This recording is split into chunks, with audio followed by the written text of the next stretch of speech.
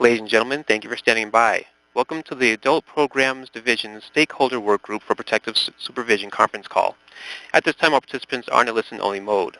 Later, we will conduct a question-and-answer session. Instructions will be given at that time. If you should require assistance during the call, please press star then 0. This conference is being recorded. I'd now like to turn the conference over to your host, Debbie Thompson, Deputy Director of Adult Programs. Please go ahead.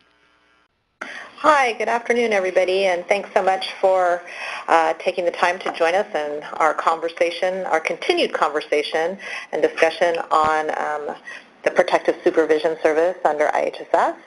And we really appreciated all of the participation, comments, and input that we got in our last conversation, and we're looking forward to this one to get into some additional elements and areas and to get your feedback and thoughts in those areas.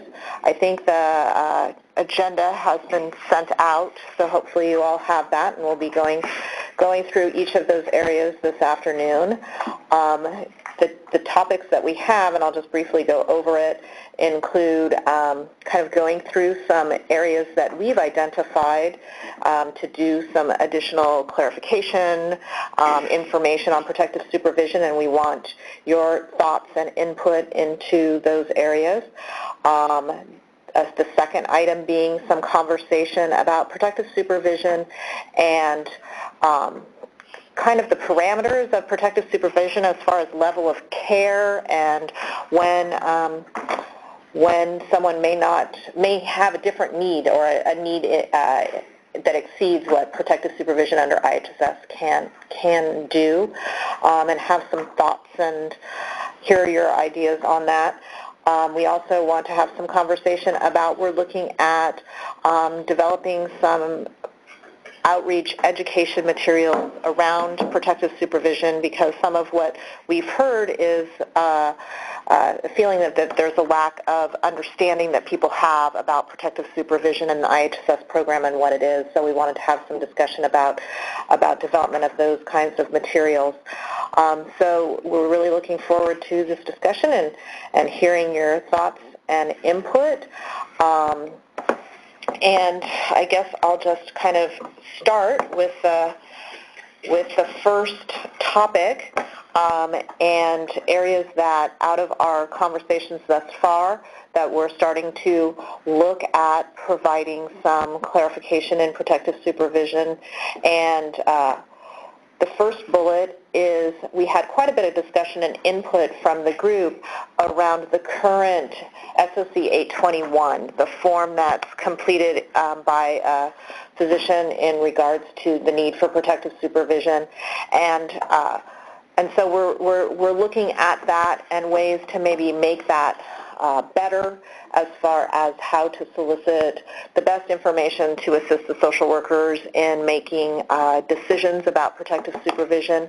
One of the particular things that we've heard is the potential of having a different SOC 821 for children versus adults. And so we want to spend some time hearing from folks thoughts around, some specific thoughts around that form, areas that you think would be valuable to ask for information from physicians, what you think about having a separate one for children, and what we would be soliciting as far as that. I do want to say before we get into this conversation that this won't be your only shot at giving information. This is kind of our initial opportunity to provide information. We will be providing continued opportunities to submit information.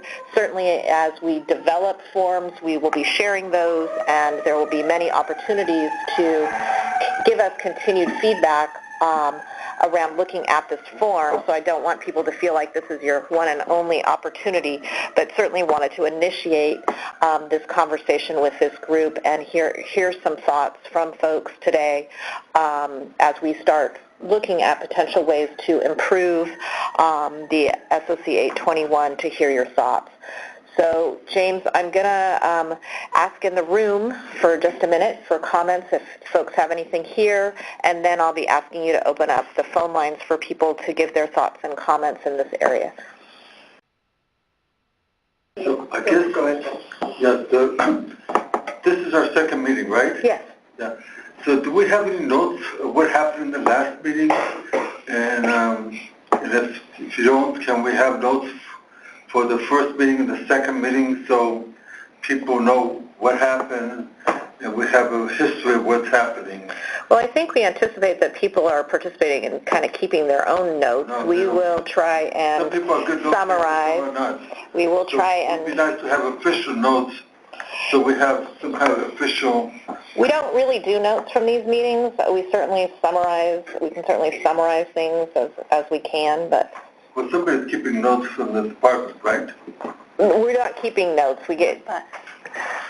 No, I mean, we're taking that feedback, that kind of thing, but we're not formalizing We're not anything. taking formal notes. And I think what we wanted to do is just make certain there's an opportunity to discuss some of these elements, and I think a lot of people, like for the first meeting, there was a lot of ideas and concepts that were introduced, and I think that's what we were doing, is trying to learn from each other and trying to figure out whether this kind of information should be put into some of our documents, that kind of thing, as we move forward. Okay. So. I just assumed that if you wanted our ideas, you would write it down so you could have and we it. do. We do for our own. We do for our write own. it down, then it's basically doesn't... But we are for our own. We capture our own notes as we expect you're capturing your own notes about areas that we are looking at. And, you know, we get 200 people on the phone and we get a lot of comments, and so we try and kind of bring those together into a summary of the elements that we... If that could be shared, would be wonderful. I guess from children, maybe you want to say something? I'll say about the children first. Yes, a different form for children. Okay. But about the form that exists now, the problem with the form now is it's too cursory. And I understand it's a balance between, having a form that doctors will actually complete and having enough information to make an evaluation. But the form is done now. It's enough to get through the door to say, hey, maybe there's something we should look at for protective supervision. But this form is not enough to win a protective supervision case at a hearing, for example. If I'm representing in a case, I have to go back to the doctor and I have to get substantially more information because what's on here is not enough to prove the need. It's not enough to tell us either way whether there is a need. And so there needs to be some way, I mean, I don't necessarily mind the areas memory, orientation, and judgment, but there has to be some way to elicit more information from the provider to demonstrate why protective supervision is necessary or why it's not. And if that's the doctor's opinion, then that's good to know too. But as it is, it's too cursory to be able to make a decision. And I guess I would say that the intent of the form is not to be the decision-making form. It's supposed to be to get, I think what you're saying is correct, to get clarity about what the issue is and how it should be the social worker who is then making an assessment of the situation and getting further information. Right, but the social worker is required to consider the doctor's opinion. Absolutely. And this opinion on the SOC 821 is not enough to adequately inform. And I'm not disputing that, and I'm not disputing gathering some additional information. I just also don't want people to think that based on a form that we're going to be making a final decision. There still is going to need to be an assessment by the social worker. And I'm not suggesting there isn't. I am suggesting, though, that social worker's assessment needs to be informed by a medical opinion that is detailed enough to actually tell somebody something. So is there particular things that you think would be beneficial in... I think it's a lot more trying to figure out a way, and I'm not sure how to write it on the form, of just eliciting more of a narrative from the doctor. Okay. Eliciting more of a narrative. Why is this person at risk of unnecessary institutionalization without 24-hour supervision? Okay. Okay. and really getting that opinion from the doctor. And I understand what's on here is good, and it gives us hints in that direction, but just try and draw out more. Let's get the doctor to write a couple sentences that really tell us something. And all that's on here now is anything else you want to say, Right. and that's not filled in most of the time. Right. And there needs to be a bit more direction to the doctor. Give us, this is what we need to know. Mm-hmm. Do you think that it almost seems like in order to get that from them, it potentially would need some further explanation of what protective supervision is? So providing some of that, some additional information could be more beneficial and eliciting more? Yes, I think it would. Okay. And I think there should be more, to the extent that you can ask more questions, so the doctors can answer yes or no rather than getting their essays, because they're better. Half the time they can't read what they say. And so if the more questions, yes or no, would help to make it easier for the doctor, because we also want to make sure that they charge people $100 to fill out the super form. So Kevin, is there, and I guess that's what I'm trying to get at, is there particular questions in that way that you think would be particularly valuable? Yeah, maybe we can get back. Yeah, and that's fine. I just wanted to start this thought process. Have a little subgroup to Okay. look at the form and develop the form and come up with the revised form. One of the biggest things that's missing on the form doesn't ask them if other children routinely would need this service. Excuse me, if what? With other children at the same age, notwithstanding their disability, would they need the same service? Or what have? So that's getting into having a separate form for children. Right, yeah. And Okay. is that everything else is similar for children besides the routineness? Basically. Yeah, basically, yeah. So that you could add that sort of an additional question. On my form that I developed, I asked them, I have a ranking form, and I asked the doctor, would other children similarly routinely need this, yes or no? The doctor says either yes or no, and then I turn that in. But somebody has to ask the doctor that. Yeah. And actually, one other question. You do have the question, are you aware of any incident, accident, or injury that has occurred? And the answer to that question, no, can be somewhat misleading. There also needs to be, would there have been injuries without assistance from existing sources or without existing protective supervision? Because the assumption is, and I know there's an all-county letter on this, but... And perhaps it's something more in the line of what type of intervention is necessary in order to ensure, or what... Yeah, we can think about the wording. Yeah. The question that's here isn't that. Because obviously we're not, and as you said, there's the all-county letter, we're not requiring something to have occurred in order to justify the need for protective supervision. However, we are looking at, is there a required intervention that's having to happen in order to ensure that it doesn't, an injury doesn't occur or an accident. I want to go to the phones here for a second, James, to hear from some of the folks on the phone. If you'd give them the opportunity to make comments on this area. Certainly. Ladies and gentlemen, if you wish to ask a question or if you have a comment, please press star 1 on your telephone. You may remove yourself from the queue at any time by pressing the star key followed by the digit 2. And if you're using a speakerphone, please pick up the handset before pressing the corresponding digits. Once again, please press star 1 at this time.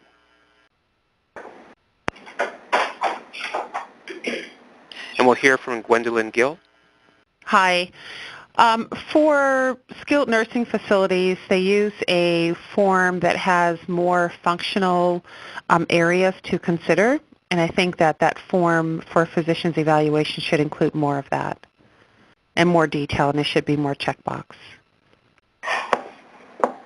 And are you talking about for protective supervision in particular? Yes, I'm talking about protective supervision, the form that the physicians fill out that you were just talking about. Okay. And so... And so you're looking for more information on that form about their functional ability in areas of memory, orientation, adjust. I'm not sure what.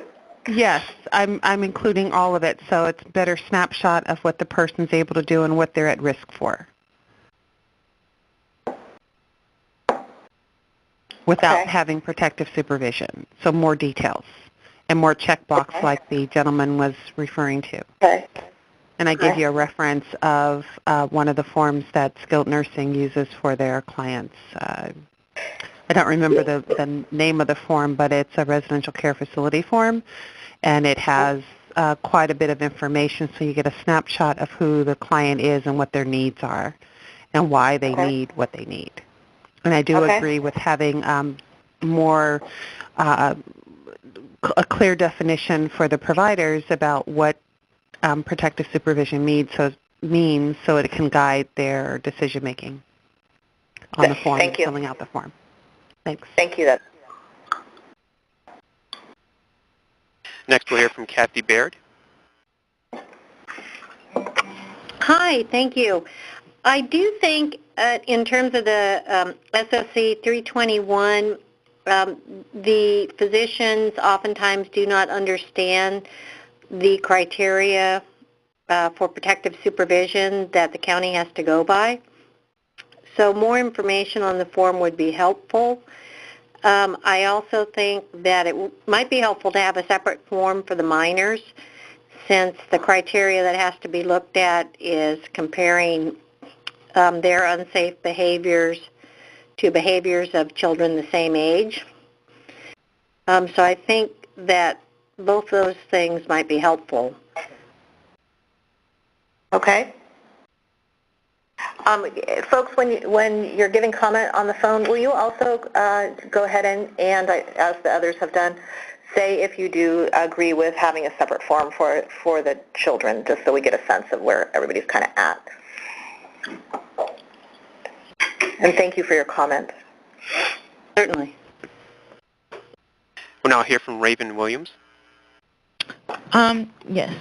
I agree with having a separate form for the children, because half the battle is trying to figure out what about their disability requires them to have a 24-hour need, and what about their disability requires more need at an extraordinary level versus a child of their same age without a disability. So just kind of a more detailed form in that sense to give to have the physician fill out, and like what was said earlier, a more in-depth narrative as to, again, what about their disability requires, whether it's a minor or not, them to have a 24-hour need for care and supervision, coupled along with, how are they non-directive and basically the entire outline of the criteria for qualifying for needing protective supervision. Thank you. Thank you. Mm-hmm. Next, we have Adam Tips. This is Adam Tips from Orange County. Just wanted to confirm, we were, all the counties were asked to give some input on the 821, and we had sent in some ideas and kind of the tools we use in addition to the 821. So I wanted to confirm with the CDSS if you guys received the county's input. Yes, we do. Okay. We did. Okay, and then we also agree that for minors there should be a separate form. And then I think it would be a good idea, again, to have some sort of definition of protective supervision to make it clear, so when the physicians do see the form that they're aware of what they're going to be evaluating or filling out for us. Thank you. Is there one of the concerns we have, especially with minors, would it be possible to also get state backup in regards to making the reports from regional center mandatory? Because when we're getting certain forms and seeing what's being put down or what's being explained to us, when we see the regional center or the IEPs, it's a completely different report back to us. So it's kind of, one says one thing where they're fine, and another one says they need more assistance. So it's we want to see if there's a way that we can make it like more mandatory that those items are disclosed to the counties when to make the proper evaluation. And we haven't made any decisions on anything at this point from a state level. At this point, we're gathering information from everybody, trying to look at what's the best way to approach the social workers getting the most valuable information and the information they need to correctly and appropriately assess the need for protective supervision, and kind of trying to figure out, both by asking counties what they do now, how they gather information, what other forms they use, what other information they use, and now talking to stakeholders about how we might revise this form, what other ways we can ensure that the social workers, the goal here is to ensure that people are assessed accurately and services are authorized that are needed in this area, and so that's the goal of this. I know one of the areas that we did get feedback on was that it's oftentimes beneficial to get information, particularly for children, from other entities that they interact with, whether that be the school or the regional centers, to provide some additional information in those areas. So all of that is still under consideration as to how we will approach it. Right now, we're still in the information gathering I think this is for in-home supportive services in the home and not in the school, or not in the institution. So I think that I'm not sure why they asked for these IPVs. Well, because while it's not in the school, information of another professional having done an evaluation of the person's functional abilities, just like the doctor doing it. We're not providing services at the doctor's office either, but and the doctor isn't in the home seeing them either. So it's gathering as much information as possible from other professionals who are doing evaluation to try and make the appropriate assessment. There's a HIPAA concern. Not if the information is provided. No, I said that there's a HIPAA because when the county demands and says that we're going to deny you protective supervision because you didn't give us confidential medical information from the third entity, therefore you basically force people to forego their HIPAA rights. And that, I mean, and certainly, looked at that, but I think that there's this. And certainly, if the parent wants to give it to you, that's fine. It should be up to the parent. One thing we know that the statute requires the form. That's what the statute requires. It doesn't require something else. And so therefore something else should be, the parent may want to provide that something else to prove their case, rather than the social worker saying, because the social workers also use those things against to use that to deny the protective supervision, and that's the other side of the story. And I think that all of that needs to be balanced. I think that there needs to be a way for the social worker to gather information necessary to make a good decision. Yes, absolutely. Without violating the HIPAA rights. That's absolutely true. We've never focused on that too. Right, and that's a whole, put that on the agenda for tomorrow, and I forgot it. But we have had a couple cases where services have been terminated or denied simply because there wasn't a signed release to get other records, and that's wrong. And we need to make that clear in this process, that it may be that what's there. Social worker can decide, okay, that's not enough to prove the need, but you can't say simply because you didn't agree to give us access to school records. And that's correct. That's correct, which is the denial would be based on not enough information to make a decision, and then you can look at opportunities to I've seen a couple cases the other way. I know that's where that has happened. I know that's a different problem. Yeah. If we could clarify that in this process. Yes. So going back to, again, the goal here is to try and make the SOC 821 a good tool for gathering information that will be meaningful and valuable in making a good assessment of the need of the individual child or adult for protective supervision. So do we have some other comments on the phone? Oh, yes, we'll hear from Charles Wolfinger. I've probably litigated more protective supervision cases since the regulation was adopted in '79 than probably anybody in California. From Miller versus Woods, I invalidated the age limitation in Garrett versus Anderson to now. And the basic problem, there are two basic problems with how the state advises counties to evaluate it.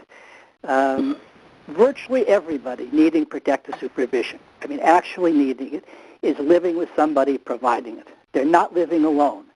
And indeed, in the first iteration of Jerry Brown, he adopted a regulation in 1980 that said, if you live with some adult and you need protective supervision, we're not going to provide it to you because the person's going to do it anyway. Well, that ultimately was invalidated.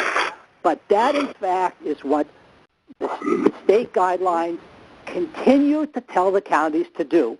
The guidelines in the questions on memory, orientation, and judgment in the ACL 634 letter says, what do they do, assuming they're living alone? But they're not living alone. And the SOC 821 form perpetuates that when they ask the doctor, were there any